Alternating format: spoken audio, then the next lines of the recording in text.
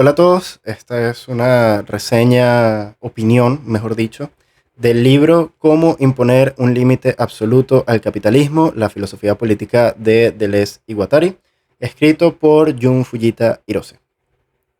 Esto va a ser sobre todo unas cosas, opiniones, ideas que me han surgido al leer este libro. Quiero más o menos explicar cuáles son las ideas generales del libro, qué opino de ello, si es que cabe alguna opinión acerca de este libro. No porque sea un libro inopinable, sino porque es un muy buen libro, en realidad. Es un libro que si han leído a Deleuze o quieren leer a Deleuze o les interesa leer a Deleuze, se los recomiendo encarecidamente. Es un libro muy corto, es un libro de 118 páginas, donde Jun Fujita Hirose nos hace un recorrido sobre o a partir de la filosofía política de Deleuze y Guattari, exclusivamente en los libros escritos en conjunto, es decir, Anti-Edipo, Mil Mesetas y ¿Qué es la filosofía? La tesis principal de Jun Fujita Hirose es que se deben leer los textos de Deleuze y Guattari, los que mencioné anteriormente, a partir de los procesos coyunturales del capital en ese momento. Si la memoria no me falla, Anti-Edipo sale en el 72, Mil Mesetas sale en el 80 y que es la filosofía sale casi en los 90. Y Fujita Hirose nos dice que en cada momento, en cada escritura, había un problema distinto. El capital se movía de una forma distinta. El recorrido de estos libros presenta, dice Hirose, o diría Hirose, un movimiento único, un movimiento de problemática, un movimiento de interés y un movimiento posible del deseo. Y que lo que cambia de libro a libro, a partir de esos problemas coyunturales, son los sujetos que se van a encargar de realizar los procesos axiomáticos del capitalismo y los posibles procesos revolucionarios del capitalismo. El libro tiene 3 capítulos, una introducción, una conclusión y 3 apéndices. Cada capítulo lo que hace es analizar el libro correspondiente, Anti-Edipo, los burgueses, los proletarios, el devenir fuera de clase. Capítulo 2, Mil Mesetas, la mayoría, las minorías y el devenir minoritario. Capítulo 3, que es la filosofía, los hombres, los marginados y devenir animal. La conclusión, donde, como, cuando, hoy, la introducción, perdón que no la dije antes, cómo imponer un límite absoluto al capitalismo. A partir de eso, cada capítulo tiene a su vez un apéndice. El primer apéndice se llama Capitalismo y Estado, el segundo apéndice, Mayo del 68, y el tercer apéndice, Revolución y Filosofía. Entonces, bien, como bien indica el libro, cómo imponer un límite absoluto al capitalismo es, según Hirose, la problemática principal de los libros de Deleuze y Guattari. Cómo en un capitalismo que siempre atrapa el deseo, siempre axiomatiza los procesos económicos, un capital que tiene unas reglas inmanentes y, según Marx, o a partir de Marx, Deleuze y Guattari desarrollan que siempre puede romper sus propios límites e ir más allá de sus propios límites, cómo imponer un límite absoluto, cómo hacer que estos procesos no sean atrapados por el capitalismo, que los procesos revolucionarios no terminen traicionándose a sí mismos y cómo no dejarse capturar por el capitalismo. Para ello, Fujita Hirose distingue o saca de los libros de Deleuze y Guattari un movimiento único, como dije anteriormente, que se divide en una problemática, un proceso de interés y un proceso del deseo. Y, como dije, lo que cambia son los actores de esos momentos o en los libros, mejor dicho. En el capítulo 1, dedicado a Anti-Edipo, Fujita Hirose coloca como actores a los burgueses, los proletarios y el devenir fuera de clase. Argumenta que el problema principal de Anti-Edipo no era Mayo del 68, que a pesar, como diría Guattari, de que el libro nace gracias a Mayo del 68, no es un libro que tiene en la mira los problemas de Mayo del 68, sino los problemas del proceso soviético y el proceso socialdemócrata. Estos supone, o este momento del capitalismo supone, la creación o el establecimiento de dos actores, los burgueses y los proletarios. Hirose argumenta que los proletarios nacen a partir del corte leninista o un corte realizado que divide las clases, generando así una clase burguesa y una clase proletaria partido. Sin embargo, el problema cae en que la clase proletaria empieza con problemas de interés. Interés por unas mejores condiciones laborales, interés por tener mayor capacidad adquisitiva, interés por trabajar menos horas, todos los síntomas que salen de la producción de la plusvalía. El proletariado tiene interés siempre de una mejor calidad de vida. Sin embargo, el problema del interés es que queda atrapado siempre en una axiomática capitalista. Al capitalismo no le cuesta en ningún momento axiomatizar ese interés, porque los intereses que dicen de Guattari, y aquí lo toma Hirose también, trabajan de manera preconsciente. Es decir, que lo toman a partir de un momento individual, un momento donde el capitalismo está naturalizado, donde no importa si los flujos están descodificados, el capitalismo siempre lo va a poder capturar, porque eso es lo que hace el capitalismo. Descodifica por un lado y axiomatiza por el otro. Por lo tanto, los intereses que al principio parecen como una descodificación de los flujos, sobre todo el flujo clase, que es cortado por el corte leninista en clase proletaria y clase burguesa, luego es reapropiado por el capitalismo a partir de axiomáticas socialdemócratas que veremos más adelante. Por eso, Deleuze y Guattari no consideran que la Unión Soviética fuese realmente un Estado socialista, un Estado realmente comunista, sino que se genera un capitalismo de Estado. Por el hecho de que, como se quedó dentro de los propios intereses, no pudo realmente liberar el deseo. Entonces, aquí hay que tomar en cuenta algo bastante interesante o bastante importante dentro de la filosofía de Deleuze y Guattari, y es que el deseo está investido en lo social. El socius, o lo social, tiene una investidura de deseo. La gente desea lo social. Y lo social es deseado por las personas, por el proceso del deseo. El deseo no es la falta, el deseo es la conexión y desconexión de flujos. Quien haya leído a Deleuze y Guattari, estas ideas serán mucho más claras. Quienes no lo hayan leído, puede que les complique un poco este libro, porque sí lo menciona, pero no lo explica de la mejor manera. En un párrafo intenta explicar todo el capítulo 1 de Antiedipo, lo cual me parece algo bastante desaprovechado. Es un libro corto, pero pudo haber sido más largo y pudo haber explicado eso mucho mejor, pero se quedó en una perspectiva un poco más superficial para poder cumplir mejor la tarea de explicar estos procesos de desterritorialización y reterritorialización de los flujos, de codificación y descodificación.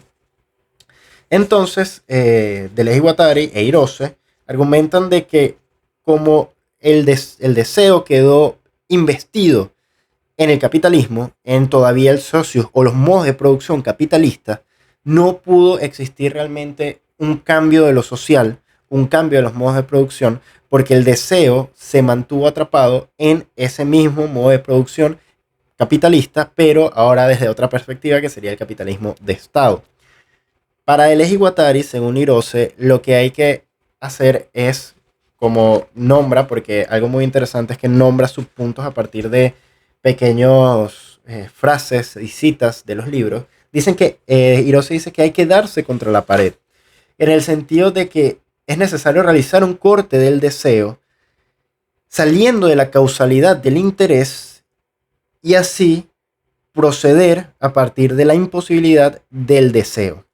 Cuando, dice Hirose a partir de Deleuze y Guattari, nos damos contra la pared, la problemática del interés desaparece y nos podemos colocar en el horizonte con los otros y desear y poder desear cosas nuevas.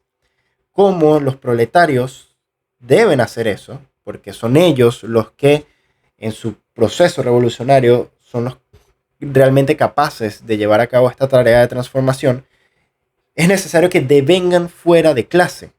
Es necesario un devenir fuera de clase, diría Hirose, porque de esa forma no queda atrapado, o ellos no quedan atrapados en el deseo capitalista. El grupo sujeto ya no es un grupo de interés, sino de deseo, dice Hirose. Ya no es un grupo de clase, sino fuera de clase. Se compone de esquizos, es decir, flujos descodificados, no axiomatizados y no axiomatizables. Porque el capitalismo axiomatiza la clase, axiomatiza los partidos políticos, axiomatiza las revoluciones.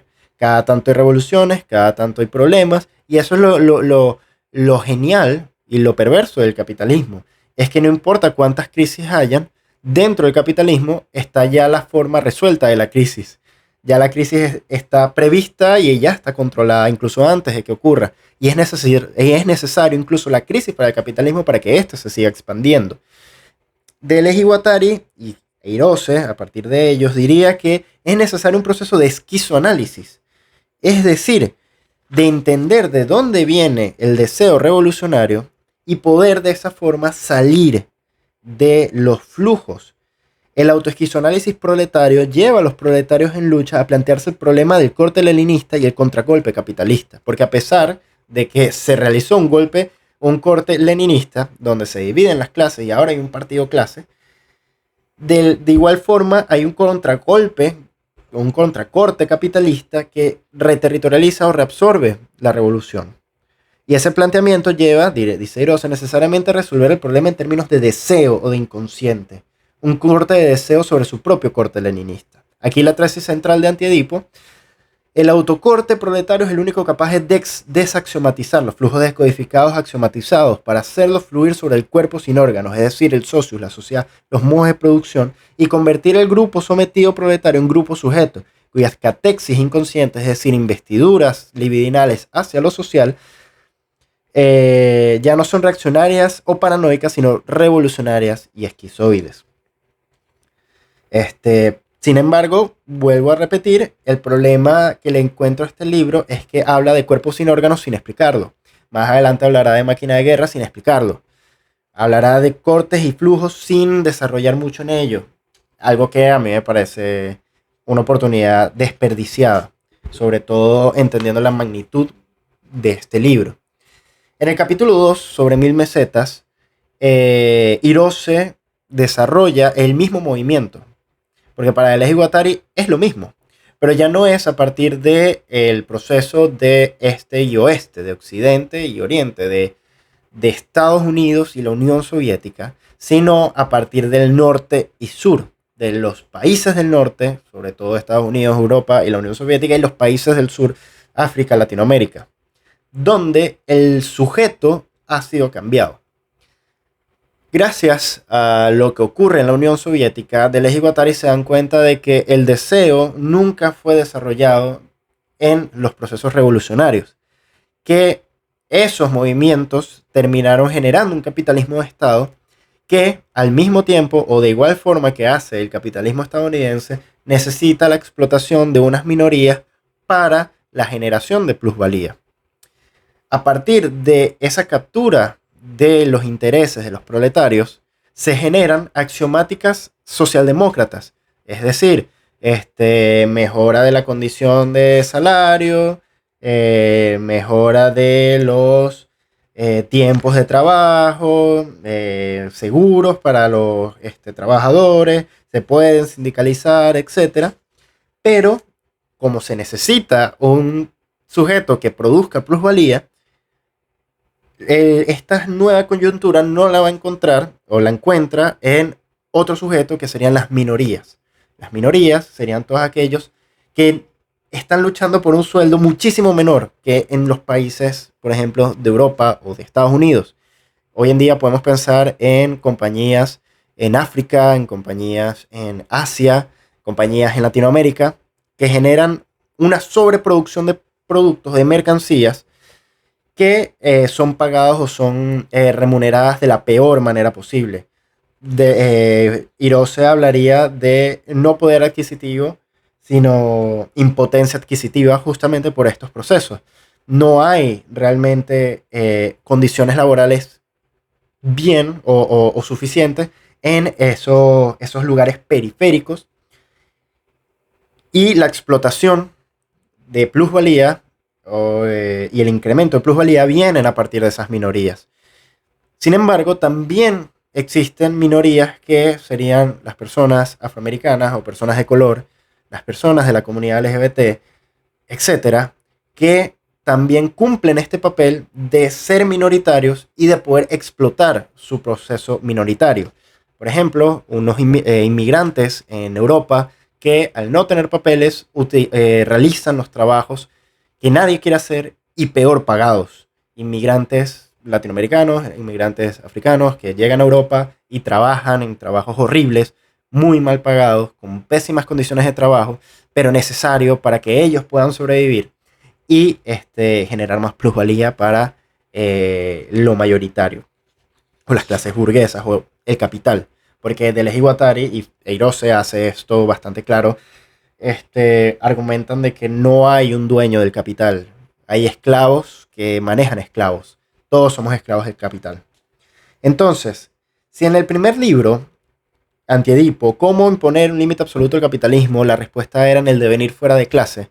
Cuando ya salimos de estos códigos o esta axiomática capitalista, ¿cómo se impondría el límite absoluto en 1000 mesetas? Que la coyuntura es a partir de norte-sur, centro-periferia, mayoría y minoría. Y Deleuze y Guattari y Eirose, esto es lo que argumenta, diría que es a partir de el devenir minoritario de las minorías. Está la mayoría que necesita la producción, o el centro, o los países del norte que necesitan la producción de plusvalía, lo hacen a partir de estas minorías, los países del sur o la periferia, y esto es muy importante, a partir de la lucha o los procesos de lucha de las minorías, es posible llegar a un devenir minoritario. Aquí ocurre lo mismo que ocurre en el libro pasado. Una minoría empieza a tomar conciencia, empieza a requerir o exigir mejores tratos. Sin embargo, Deleuze y Guattari, y esto Eirose también lo hace bastante claro, esto no evita que se generen nuevas minorías. Incluso dentro de, por ejemplo, dentro de la comunidad LGBT, hay minorías dentro de las minorías. Hay partes de la comunidad que aceptan algún tipo de personas, otros que no aceptan un tipo de personas. Por ejemplo, las TERF que no aceptan mujeres transgénero o no las consideran mujeres. Entonces genera una minoría dentro de una minoría, porque lo que intentan hacer estas minorías es apropiarse de la axiomática socialdemócrata. Es decir, que así mismo como a los trabajadores le dan mejores condiciones, a mí como minoría me tienen que dar mejores condiciones. Pero eso, diría Eirose, es un movimiento de interés. Lo que hace es trasladar el centro, pero nunca resolver el problema, que es el problema de la axiomática capitalista. Para imponer un límite absoluto hay que desplazar, o no se puede permitir que la axiomática capitalista pueda dominar o capturar el deseo. Entonces, si tenemos una minoría y a esa minoría se le otorga un tipo de derechos y el de la Guattari hablan de apropiarse de la axiomática socialdemócrata, se generan nuevas minorías que son a su vez explotadas. Entonces, ¿cómo poder devenir, cómo poder salir de esto, cómo imponer un límite absoluto sin que quede aprisionado en el deseo? Y es a partir del devenir minoritario. El devenir minoritario trabaja como agente activo para que la mayoría también devenga minoritaria. Para realizar, a partir de un esquizoanálisis, un momento donde todo el mundo devenga minoritario, es necesario que esa minoría o esa lucha minoritaria no vaya más allá de sus intereses y logre que lo mayoritario devenga minoritario con ellos. Uno de los ejemplos, y esto me pareció un regalo bastante bueno en este libro, es la utilización de un ejemplo por parte del autor. Algo que me pareció, como digo, bastante importante, porque muchos de los autores o mucha gente que habla o lee o escribe sobre Deleuze y Guattari no logran ejemplificar bien cómo son las luchas del deseo.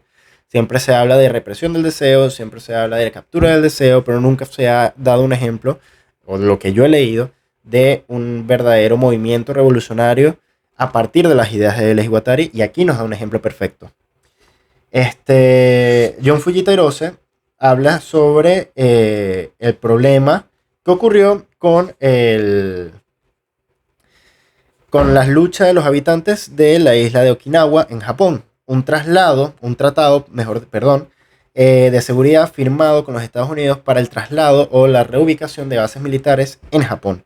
El 75% de las bases militares estaban contenidas en la isla de Okinawa. Okinawa queda en la periferia, en una isla que solamente ocupa el 1% de todo el territorio japonés, pero que está el 75% de las bases estadounidenses allí. Es una isla que no afectaba a la periferia, no afectaba a la metrópoli, estaban allí y ya. Entonces, esas personas, esa minoría étnica y también minoría de población, empezó a quejarse no solamente de los ruidos molestos o altos riesgos de incidentes aéreos, sino crímenes sexuales realizados hacia ellos, etc. Y empezaron un proceso de revolucionario, se puede decir, para sacar a esas bases de Japón. Entonces, claro, la lucha de ellos nunca estuvo en sacarlos de su isla, estuvo en sacarlos de Japón. A partir de los movimientos de atención de la comunidad o de la isla de Okinawa, la gente de la metrópoli japonesa se dieron cuenta de que el problema no estaba tan lejos como ellos creían, sino que estaban más cerca. Y esto es una de las cuestiones que plantean también Hirose en el libro, que los problemas de la periferia están más cerca del centro que otros problemas que creemos que están más lejos. Entonces allí, en ese momento, los propios japoneses devinieron Okinawa, es decir, devinieron minoría para no reubicar las bases aéreas, sino sacarlas completamente de Japón. Entonces, esta profundización de la lucha okinawense suscita en el seno de la población metropolitana japonesa una gran discusión sobre la recuperación de las bases en la metrópoli, con la anulación del propio Tratado de Seguridad en perspectiva. Así, los sujetos metropolitanos se desprenden de su territorio mayoritario y se desterritorializan en un devenir okinawense. Y para esa desterritorialización en la metrópoli, los okinawenses en lucha se sirven como un medio activo. Es decir, la mayoría que representaba ese sujeto en la metrópoli japonesa no podía devenir minoritario sin un grupo minoritario que hiciese esta lucha esquizoanalítica, que fuese más allá del interés. Entonces ellos, los minoritarios, sirvieron como un medium activo para poder impulsar estas nuevas medidas y salir del tratado de las bases. Entonces, cuando, diría Hirose, se produce un límite absoluto del capitalismo en 1000 mesetas, cuando la mayoría logra devenir minoritario y los intereses de la minoría son superados por el deseo de transformación del socius, es decir, de la sociedad, es decir, de los medios de producción. Porque la axiomática capitalista captura el deseo y lo coloca dentro del centro, pero genera nueva periferia. Pero si la propia periferia no quiere estar en el centro, si la propia periferia lucha para no arrastrarse al centro, sino transformar completamente el panorama, transformar completamente el horizonte, allí hay un cambio de socios, allí hay un límite absoluto al capitalismo. Finalmente, Hirose habla de qué es la filosofía, un libro que aparentemente no tiene contenido político, sin embargo es un libro cargado de muchísimos conceptos y herramientas que nos ayudan a entender no solamente cómo trabaja la filosofía, qué es la filosofía, sino el papel político de la filosofía. Para Hirose, el problema de qué es la filosofía es del hombre, los marginados y el devenir animal. Aquí el problema no es, o el problema se añade, mejor dicho, el tema de la ecología, el tema de lo no humano. Por devenir animal no entienden Deleuze y Guattari solamente el devenir un ser vivo, sino devenir algo no humano, pero eso no humano, y es aquí lo interesante, no necesariamente se refiere a una planta, una maquinaria, la tierra, un animal, sino también a los hombres deshumanizados.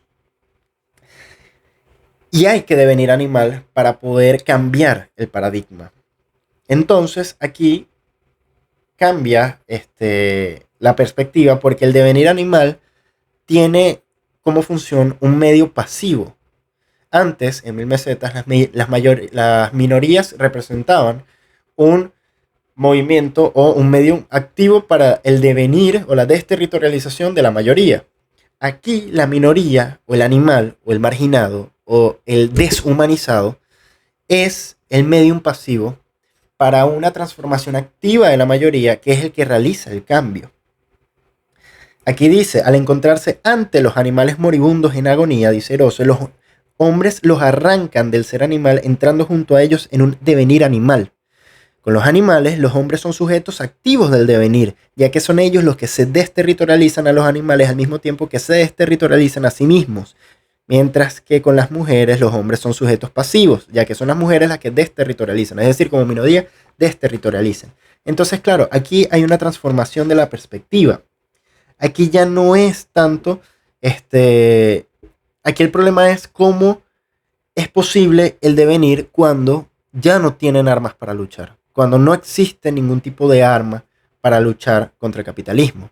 Porque una cosa que distingue a las minorías de lo no humano es que las minorías tienen forma de luchar contra el capitalismo, tienen herramientas de defensa, se pueden organizar, pueden protestar, realizar actos revolucionarios, pero lo deshumanizado, lo hecho animal, lo no humano no tiene forma de lucha, no tiene forma de resistencia.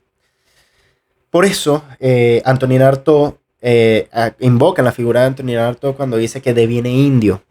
Por eso, Deleuze escribe un texto sobre la gente en Palestina, donde esas personas no tienen, los ciudadanos a pie no tienen cómo defenderse, y quienes deben devenir son las personas que están por fuera. Es el hombre mayoritario que deviene e intenta cambiar el socius. Y aquí, dice Hirose, es la primera vez que se utiliza el término víctima en vez de el término minoría. Y dice que utiliza el término víctima para designar las masas explotadas y dominadas. Citando, aquí es la filosofía, el propio pensamiento está a veces más cerca de un animal moribundo que un hombre vivo, incluso demócrata. ¿Por qué? Porque aquí el problema es que se genera una idea de lo que es hombre. Y esa idea de lo que es hombre divide lo que puede o no ser hombre. Deleuze y Guattari y Hirose, esto es lo que se encarga, es mostrar cómo la lucha aparece cuando las masas son, o las víctimas son animalizadas. Pero justamente en esta parte del desarrollo capitalista dice, podemos decir que también que hoy en día se están observando momentos donde existen cambios o movimientos humanitarios. Estos movimientos humanitarios no tienen la intención de ser otra cosa que esa misma partición entre lo humano y lo no humano. Es un mito, es una ilusión. Aquí bien dice Hirose, el hombre del que habla el humanitarismo es una forma de existencia particular que la axiomática capitalista produce en determinados estados-nación. Cuando los músicos estadounidenses cantaban We Are the World, se trataba del mundo concebido en imagen y semejanza de los Estados Unidos. Si jamás existió un estado universal de los hombres, es porque lo único universal del capitalismo es el mercado. Y esto no funciona más que con la división cada vez más rígida del mundo entre los hombres y la masa animalizada. La axiomática capitalista mundial produce sociedades de los hombres en algunos estados-nación a condición de animalizar las masas fuera de estos estados. Si el hombre es así un producto axiomático y capitalista particular, que solo puede existir en complementariedad con la existencia de masas animalizadas. Y aquí no puedo evitar pensar en el filósofo Giorgio Agamben, con su división de bios y zoe, de un hombre políticamente activo, un políticamente capaz, y la mera vida, una vida que no importa. Al mismo tiempo pienso en el libro El mito de la ciudadanía de Irene Ortiz, donde tomando justamente las ideas de Agamben y de Roberto Espósito, plantea cómo el mito de la ciudadanía, a partir de una concepción de lo que entendemos como personas, produce una segregación, una violencia al inmigrante, al residente, y que la ciudadanía, en vez de ser una garantía de los residentes de un sitio, de los ciudadanos, de los nacidos en un sitio, para la participación política, es una herramienta jurídica que excluye todo lo que no entra dentro de su maquinaria. Por ese motivo, la gente llora unos cuerpos y no llora a otros. Por ese motivo, se defienden unas causas y no se defienden otras. Por ese motivo, personas consideran que la gente que lucha por Israel valen más que las vidas que se luchan en Palestina y viceversa. Hay una vida políticamente certificada, políticamente capaz, políticamente acreditada, y hay una vida que no sirve para nada, una vida animalizada, una vida hecha inhumana. Entonces, el humanitarismo forma parte de esta parcela que también me recuerda un poco a lo que diría Theodor Adorno, Mínima Moralia, cuando habla de la caridad como esa máscara ilusoria que intenta solucionar o suprimir la contradicción al querer plantear que la caridad realmente hace algo, cuando lo que hace es justamente esconder una contradicción que se hace todos los días más palpable, que es la diferencia y la desigualdad entre personas, o la humanización y deshumanización entre ciudadanos o entre personas o entre seres vivos. Cosa que escribiré en un texto para mi página Derivas Esquizoanalíticas. Pero lo que ocurre es que este humanitarismo puede servir de alguna forma como lo que impulsa a la mayoría a sentir vergüenza, que esto es la clave importante. Es a partir de la vergüenza de ser hombre, la vergüenza que generan estos procesos, que se puede devenir minoritario, que se puede devenir animal, perdón.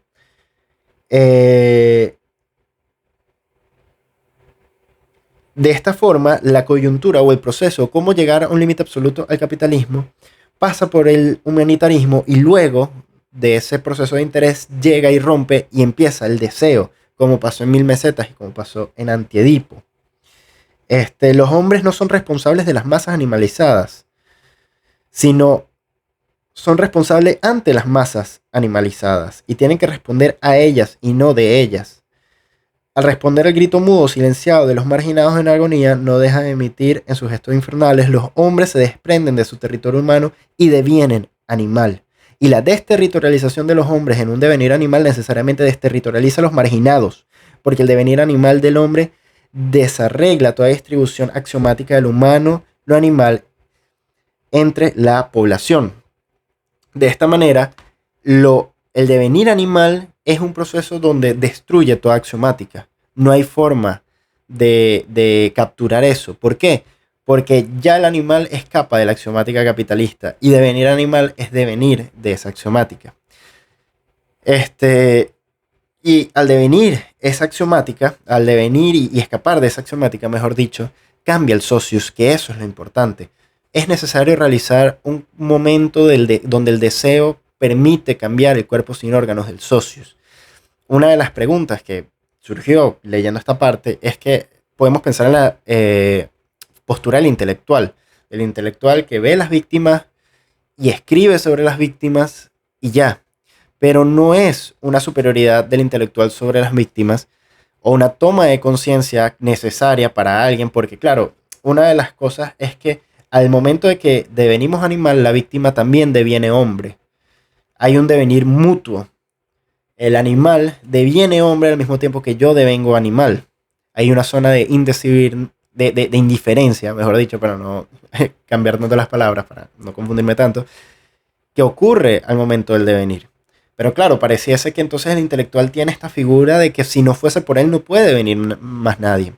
Pero lo que ocurre es que al devenir animal de la mayoría o del hombre y el devenir hombre de la minoría o el animal, cambia el deseo y cambia el socius.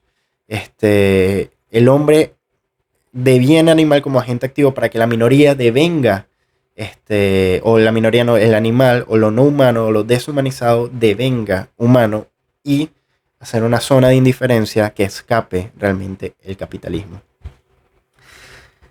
Hay tres anexos, como les comenté, donde cada uno explora problemas específicos de cada libro. El primero es Capitalismo y Estado, donde realiza una lectura, y Hirose realiza una lectura bastante interesante y muy, muy, muy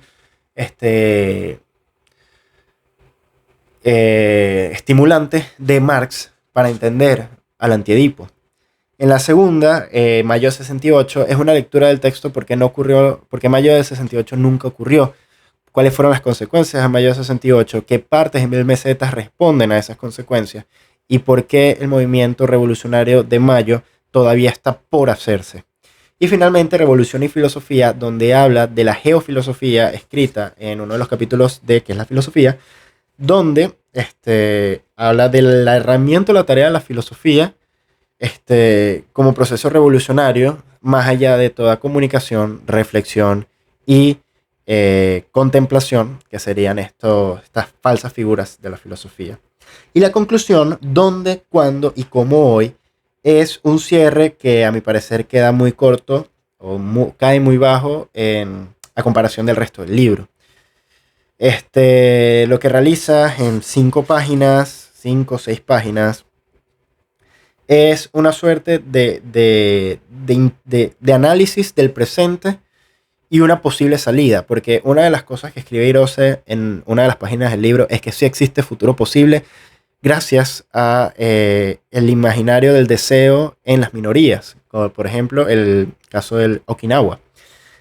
Sin embargo, este libro fue escrito, y es muy importante saber eso, que este libro fue escrito fue publicado en 2021 y escrito a lo largo del año 2020. Es decir, al inicio y en plena pandemia de COVID-19. Entonces, la conclusión empieza con una historia del capitalismo hasta el COVID-19, pero muy a la ligera, muy resumido, haciendo elipsis enormes de básicamente 2 páginas para llegar hasta donde hemos llegado hoy, donde argumenta que hay una destrucción creativa a partir del COVID-19, donde hay una transformación entre una potencia de la potencia hegemónica y la materia paradigmática.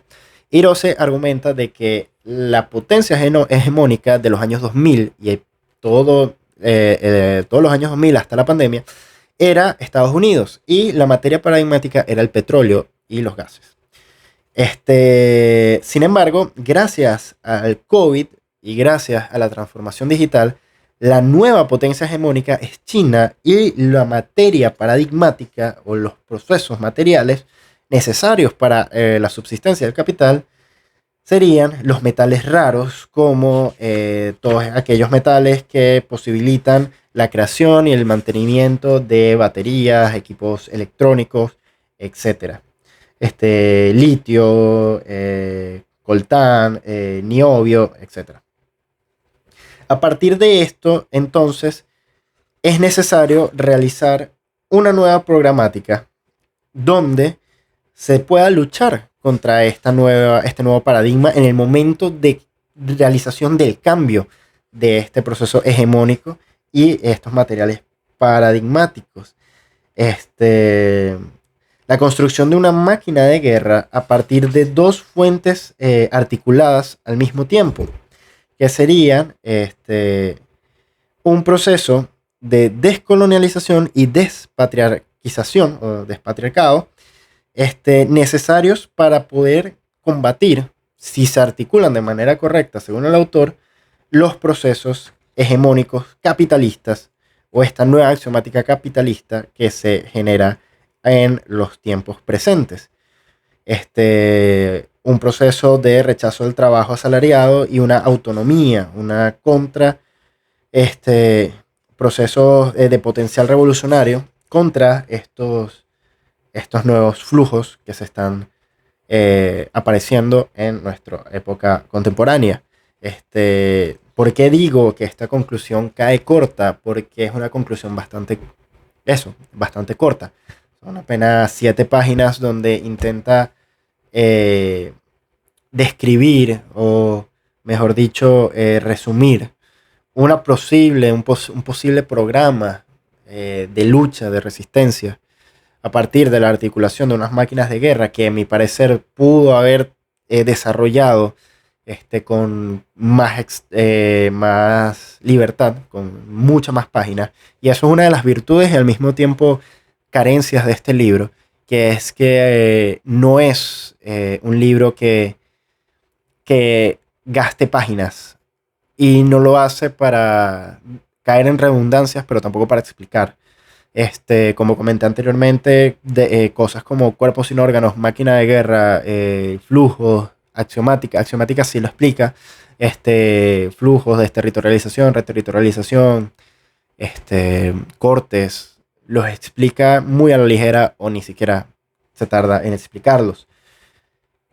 Ese sacrificio a nivel estilístico hace que el libro se sienta muy condensado, que cada palabra valga, pero sí se extraña o sí se pide, o yo en lo personal pido, que se escriba, o la oportunidad de que se pudiese haber escrito algunas páginas extra explicando algunos conceptos o recalcando a veces, sin llegar a la redundancia, algunos de los programas o algunas de las ideas del propio Hirose a partir de Leji. Sin embargo, este libro es espectacular, de verdad, léanlo si tienen la oportunidad. Es un libro que volveré bastante, sobre todo por el tema de que es una lectura que cae perfecto en muchas de las problemáticas contemporáneas, porque porque ataca principalmente el problema capitalista. Es cierto que los libros de Deleuze y Guattari van más allá del capitalismo. A pesar de que el libro es Capitalismo y Esquizofrenia, hay muchísima más filosofía en esos libros que solo lo que está diciendo Hirose acá. Hirose pretende hablar de esta filosofía política de Deleuze y Guattari, pero hay muchísimas cosas más que caen o que se escriben en esos libros que caerían como filosofía política, pero son apartados por Hirose para poder condensar la problemática a su mínima expresión, para generar una idea mucho más práctica, siento yo, y al mismo tiempo más potente, porque este libro no deja de ser potente. Mil Mesetas tiene muchísimas cosas que se dejan a un lado, Antidipo tiene muchísimas cosas que se dejan a un lado, que es la filosofía también. Sin embargo, el libro no deja de ser impresionante por la lectura que realiza. Es una lectura marcada por el problema coyuntural, el problema del capitalismo, que es necesario, pero que Deleuze y Guattari siento que de alguna forma flanquean con otro tipo de problemáticas que nacen y que también son necesarias como parte de su filosofía política. Cuestiones como el rostro, cuestiones como los signos, cuestiones como el lenguaje, son cosas que están implícitas en este libro. O sea, están de alguna forma, él espera que tú lo sepas, pero que no los desarrolla para tener esta lectura condensada, muy potente, pero que a mi parecer con 20 páginas más hubiese sido perfecto. Sin embargo, el libro es impresionante, es un acontecimiento que me parece que está en esos grandes libros sobre Deleuze y Guattari. Este libro tiene que ser leído al mismo tiempo que el libro de La Pujade, el libro de Deleuze, Una filosofía del acontecimiento, de los libros de política y Deleuze. Un libro que realmente no tiene ningún tipo de pérdida porque es muy corto, pero deja muy bien en claro las ideas y una utilización real de Deleuze y Guattari, más allá de cualquier... Porque esto es la virtud del libro. El libro no intenta explicar a Deleuze y Guattari, y a pesar de que pareciera que me estoy contradiciendo, el libro no es una introducción a Deleuze y Guattari, sea, cuando digo que no los explica, me refiero a que no es una introducción a Deleuze y Guattari. Como les digo, me hubiese gustado que explicara más el cuerpo sin órganos dentro de este contexto. Pero no lo hace porque no pretende explicar, no pretende hacer una introducción. Pretende ser una lectura concreta y una lectura que nos sirva como una herramienta, una caja de herramientas, como el propio Deleuze y Guattari quería que fuesen sus libros Anti-Edipo y Mil Mesetas. Y bueno, hay muchísimas cosas más que se pueden decir de este libro, los anexos, etcétera. Sin embargo, me parece que 45 minutos está perfecto. Y bueno, vayan y cómprenlo, no es muy caro tampoco, está en PDF. Es un libro sensacional. Y cómo imponer un límite absoluto al capitalismo, la filosofía política de Leiji Guattari, de Jun Fujita Hirose.